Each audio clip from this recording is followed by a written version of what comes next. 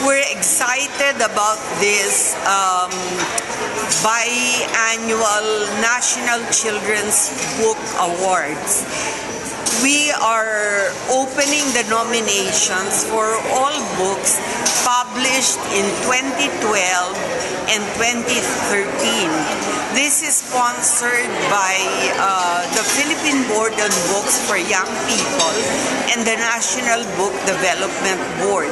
Again, it's to focus on the love and habit of reading by leading parents, students, and school teachers to quality books.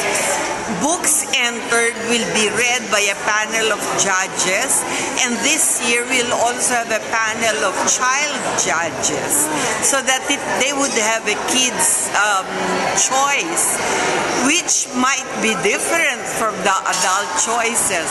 But what's important is usually we look out for the 10 outstanding children's books.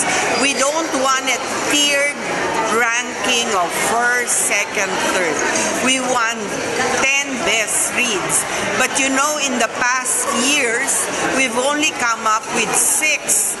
So that's a telltale sign for the publishing industry that we really have to do more.